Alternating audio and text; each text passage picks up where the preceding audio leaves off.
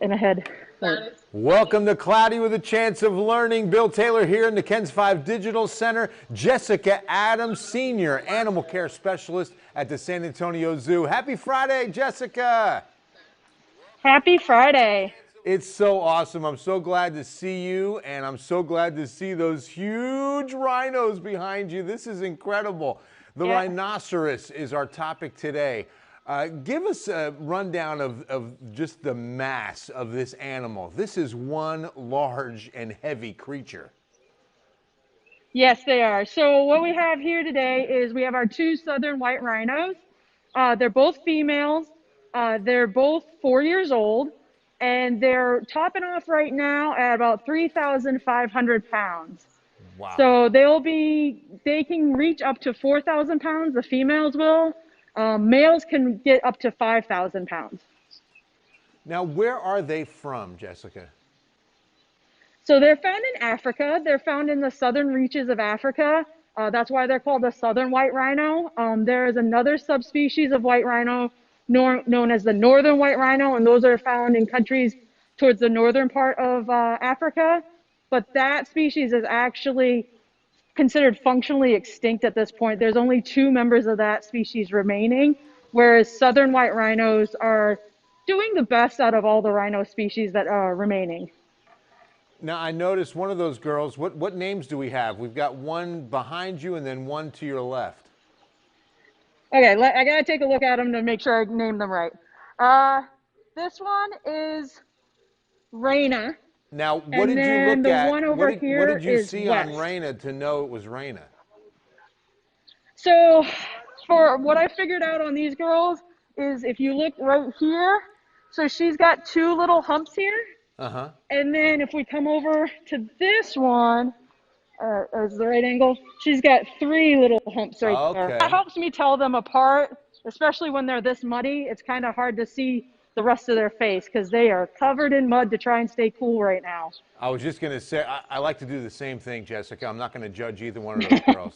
Now, tell me about what their skin feels like. What does that feel like? What kind of consistency on the skin? It's dry and it's pretty rough. It's got little hairs on it because they are a mammal, so they are covered in hair. But they're very short and tiny. They can feel us touching them when we do touch them. Right now, like I said, she is covered in mud, so you'll see a bunch of that coming off of her as I touch her. But it's firm and dry. And their skin can be up to 4 inches thick in some areas. Really? And then the thinnest part of their skin, the thinnest part of their skin is going to be right here on the ears. What are they eating? So right now they're eating alfalfa hay. White rhinos are the world's largest lawnmower. They like grass.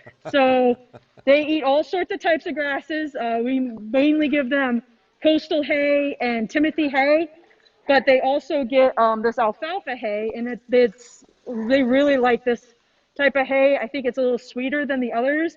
And so this is what we would give them as an extra treat for when they want to work with us and do husbandry training or come up to do like the behind the scenes opportunities we have here. Uh-oh. Now, so, they're friends, but they don't necessarily share well. So sometimes one of them will try to finish her pile of food first and then try to sneak out the rest of the other ones. So that you saw that a little bit of argument. It's kind of like when siblings argue over like a toy. Absolutely. Yeah, exactly. Now, tell me about the horn. Will they use that horn? I mean, obviously it was kind of what she was poking at her with. Yeah, so the horn is mostly used to spar with other rhinos.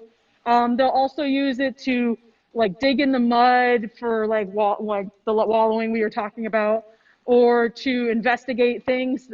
They like to try and break things first with their horn. They'll also use it to defend themselves from predators. So if you had a very ambitious lion that was trying to take a calf, if they just had a newborn calf, the lions might try to separate mom and the calf.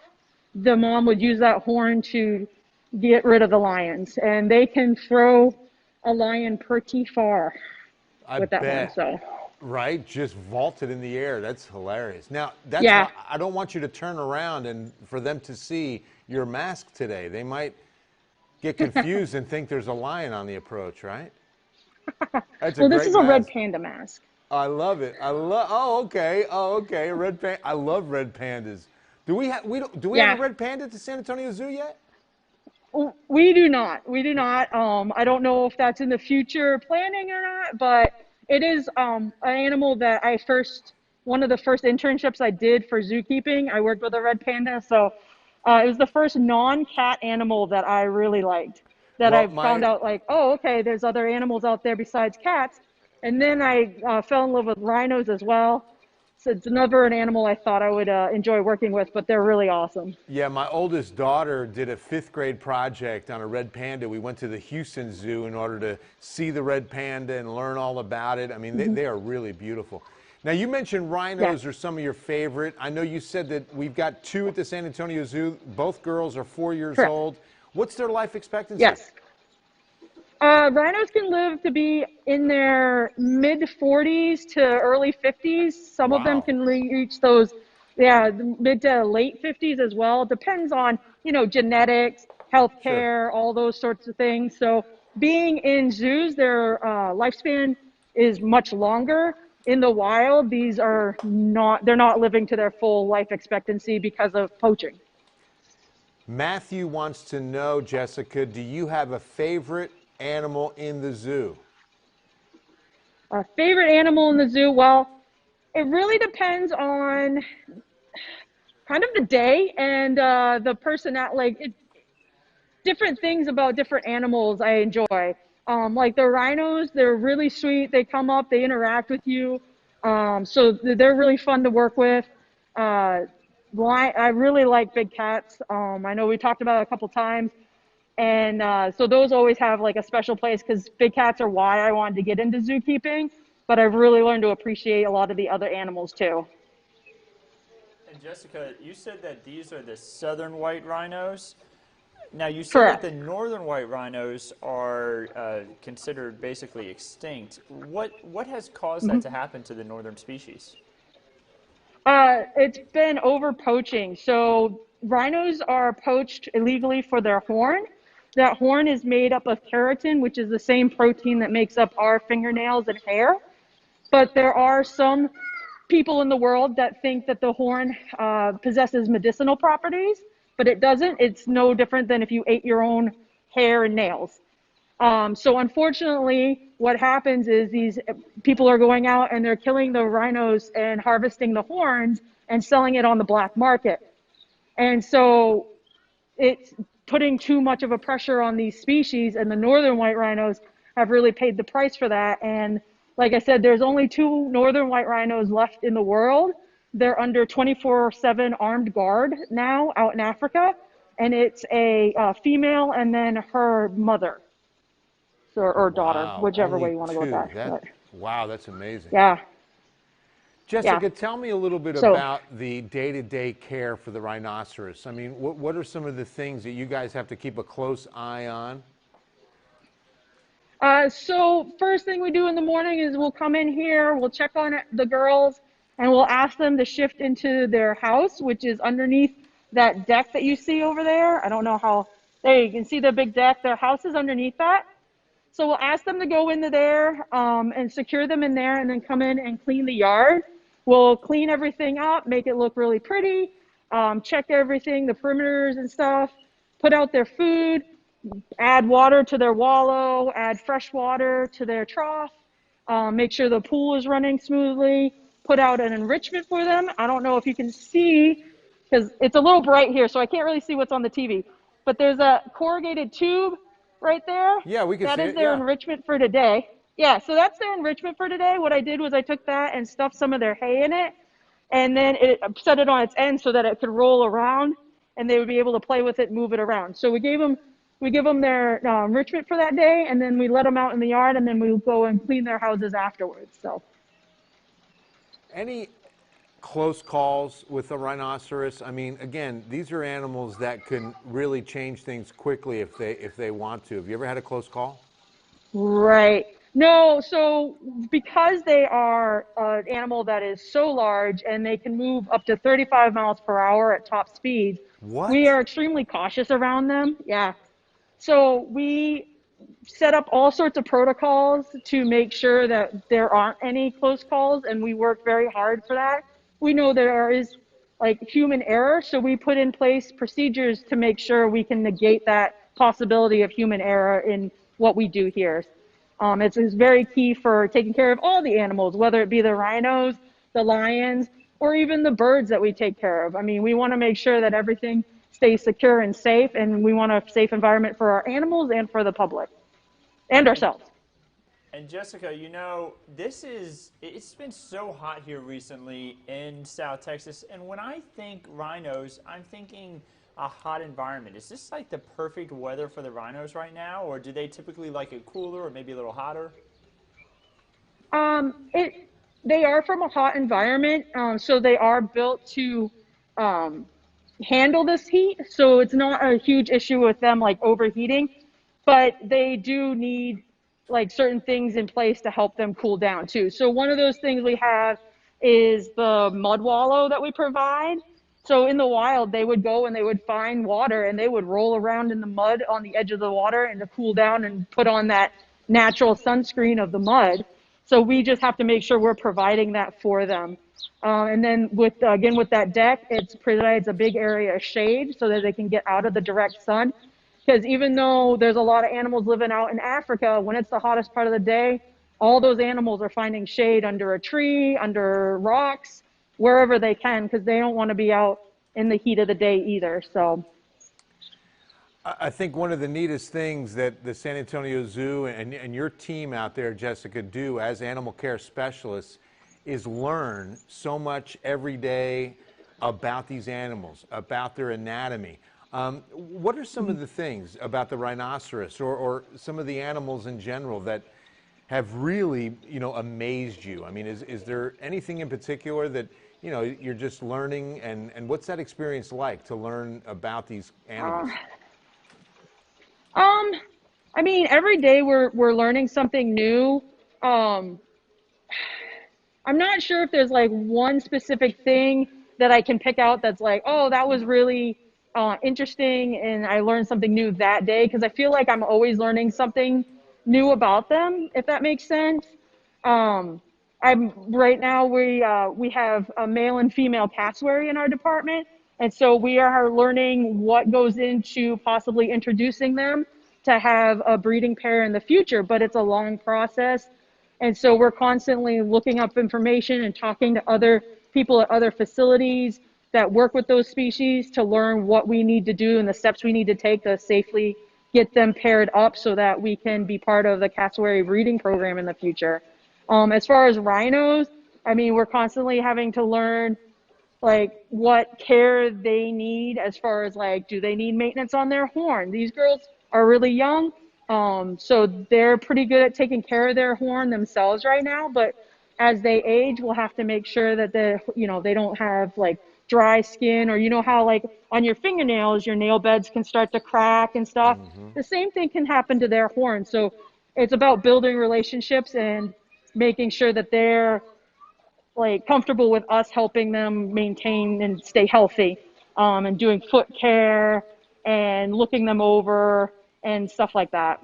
So you're saying, I mean, maybe on Thursdays or Fridays, the rhino needs a good mani-pedi. I mean, who doesn't need a good mani-pedi Maybe once in a while? in the future, probably as they get older, definitely we'll be doing some foot checks on them and making sure that they're healthy and everything's going well. Because I mean, a 3,000, 4,000 pound animal, if their feet start to have issues, that's going to really affect them in the long run. So we want to make sure that that doesn't happen. Absolutely. I mean, think about the pressure on their legs and feet along. I Yeah. think about, what about the sleep habits? I mean, do they sleep standing up? Do they lie down? They lie down. Yeah, they just kind of find a place to plop down and lay on down. In the winter, you'd find them kind of propped against each other, like leaning up against each other. But now with the heat, they make sure there's a little gap there for, I think, for airflow and circulation. But yeah, they'll just like mostly in the midday sun, they'll find a shady spot and lay down. Sometimes they'll lay down in their wallow and just chill in the water too. So, How many hours a day do they average with sleep? oh, I'm not sure. Off I and don't know. on, They're pretty yeah. active. They're a diurnal animal, so they're more active during the day than they are at night. So the majority of their sleeping is probably happening at night, and I'm not here at that time. So Pam wants to know It's the average weight of a rhino. You mentioned that these two girls at 4 years of age are running around 3,000 pounds, right? 3,200. Will they get yeah. much larger? I mean, like you said, they live to be 40 or 50. Yeah, so they'll get a little bit larger, but they're probably going to top off. Females are going to average between like 4,000 pounds and 3,500 pounds. And then males will be anywhere between 4,000 to 5,000 pounds. The male we used to have before we did this reimagining of the exhibit, he was 5,000 pounds, but he was just a really, like, I had a large frame, a really large boy, but he was on the high end. You're not going to find a whole lot of rhinos that are that big. He was though, but other males will be a little bit shorter and a little bit lighter than him. So between 4,000 to 5,000 pounds is average for males. And tell me about people who see these incredible animals. What are the spectator reactions to the rhinos? I mean, kind of varied. A lot of people though, they don't expect them to be quite as large as they are up close, especially if you come and do our behind the scenes experience that we have available. The public can come into this area that I'm standing in now and get to touch the rhinos and talk to the animal care specialists like myself or my coworkers. And they're usually amazed about like how actually big they are up close, because we're all used to seeing pictures and books or seeing them on the TV, and usually those cameras are like those super zoom lenses, and that person is like, I don't know how far away from the animal, and so they kind of look like, oh, it's a rhino, I know it's big, but I don't know it's, oh my gosh, it's big.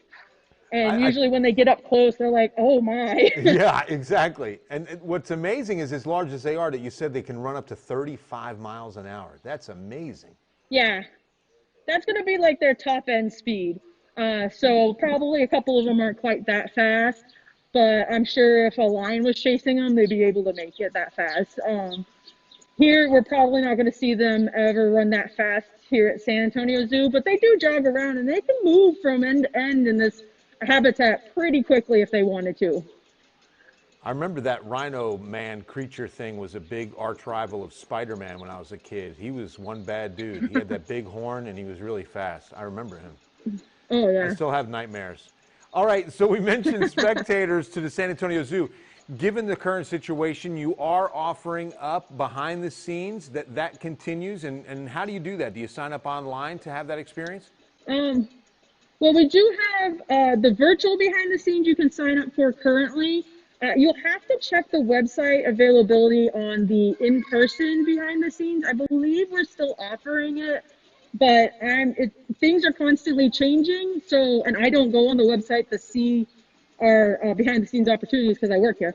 Um, so, yeah, I'm sorry. But so if you go on saz.org and look up our website, it'll have like all the virtual tours and behind the scenes tours that are available, and you can check there for availability. But it is something we've been offering in the past. I believe we're still doing it right now.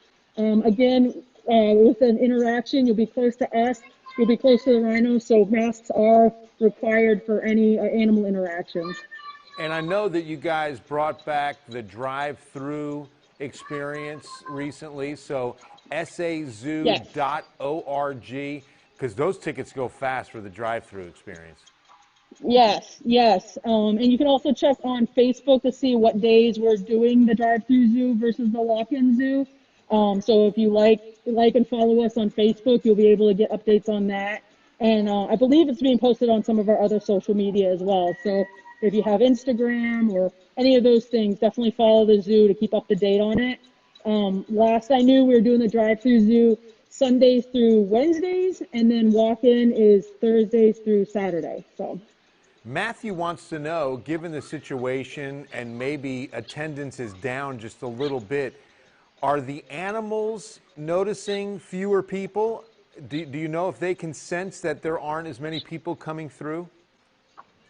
And they definitely, especially noticed during the shutdown, some of the animals' behaviors did change a little bit and did adjust to the fact that there wasn't public coming around. I know some of like the cassowaries I talked about and the emu that's over with the kangaroos. Those three definitely noticed that there was no people coming through, and kind of adjusted their behaviors a little bit. The rhinos, I think, did notice a little bit, especially when people started coming back to the zoo, because suddenly there was these things. They don't have the best eyesight, so suddenly there was more movement on the pathways around their habitat, and they kind of took notice, and all the music got turned back on too. So that was a little bit different. It got kind of quieter around here, so I I bet. think that was the main things that they noticed. I bet. But Yeah, yeah, some because of the animals did notice. yeah, because a lot of these animals are social, so I know they've got to definitely feel the difference. Well, Jessica, Adam, I know it is hot out there. In fact, I'm looking at the heat index right now. It's 97. Could be a few ticks higher since you're closer to downtown. But we really Yeah, appreciate you your don't need to time remind and me. your knowledge and all you do for us at the San Antonio Zoo. It's so awesome.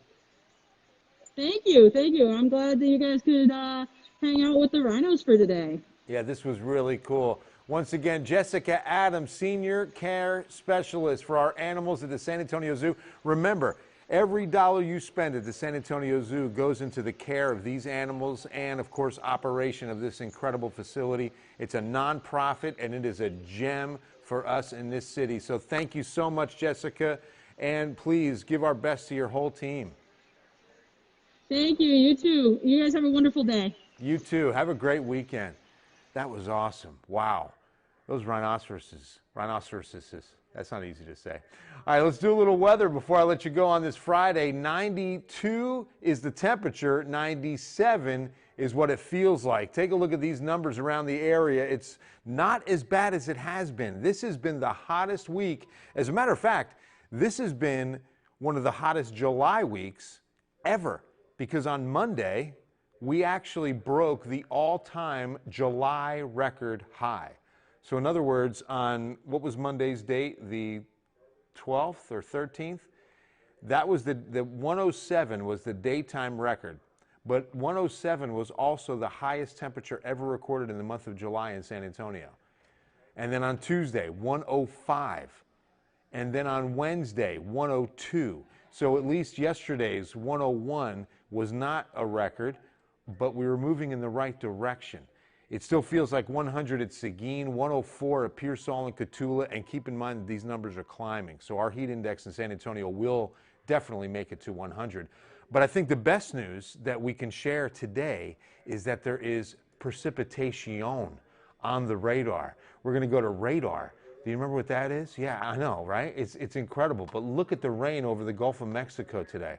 Huge, huge area of heavy rain out over coastal waters and in the Gulf itself, but some of this making it onshore, and you can see right there between Victoria and Seadrift, and then just off to the west, north of Refugio and heading out towards Goliad. In fact, while I'm saying heading out, let's put these in motion and show you a 2-hour loop. Looks like most of it's coming in from the east, so it's moving from east to west, and those are some good tropical thunderstorms that just erupted west of Port Lavaca, north of Seadrift. Nothing severe. We're not looking at anything severe here, but it's definitely moving nicely down towards Highway 239, probably going to be making it into the Refugio area, maybe even Goliad. A lot of this will have trouble getting this far to the north, but you can see what's happening at Wharton and Bay City and almost Columbus. Some of that could be moving in our direction as the afternoon continues. So as high pressure begins to flatten out and weaken just enough, we're starting to see some of this sea breeze action. So about a 20% chance in the forecast today. The good news is that we've got chances that will continue in the forecast. We might not see too much, but any 5, 10, 15% chance is better than 0. So here's what we've got. 7-day forecast will show you 10 to 20% chances is all we can do. We're not looking at a huge system at work here. The big system at work is high pressure. That remains to be the problem, and that is this time of year. But some of these sea breeze showers could come in as we get through the weekend and into next week. And the other part of the good news is that temperatures are getting a little bit more seasonal. You know, we should be around 95 this time of year. We're not expecting triple digits over the weekend on the air temperature. We will have triple digits on what it feels like. The humidity is not going anywhere. We're going to keep the humidity pretty high. Those southeast winds will continue. So definitely keep hydrating. But with all that added humidity in the air, we won't be hitting those 102s, 103s, or 107s like we did on Monday. That was insane heat. All right, I haven't gone outside today. Matthew says he hasn't felt this heat. Yeah, you don't want to do it. You all stay inside, stay hydrated, and stay cool. Matthew, wish that the classroom could last for a little bit longer. Oh, no. Well, thank you very much, Matthew. It means you're enjoying it. I appreciate that. It's been a lot of fun out, of course, at the San Antonio Zoo. We've got more to come next week with the San Antonio Zoo, and our great friends at the Whitty Museum joined us this past Tuesday, and they're going to be joining us once again next week. So we've got some real exciting field trips in our future. Always remember that if you'd like us to cover a topic on Cloudy with a Chance of Learning, email me at btaylor, as in Bill Taylor, btaylor@kens5.com, or Andrew Wilson at awilson@kens5.com, and we would love to get your suggestions and input on some future episodes of Cloudy with a Chance of Learning. All right, on behalf of Andrew Wilson, I'm Bill Taylor. We are Kens 5. God bless you. Have a wonderful Friday. Have an awesome weekend, and we'll see you first at 4.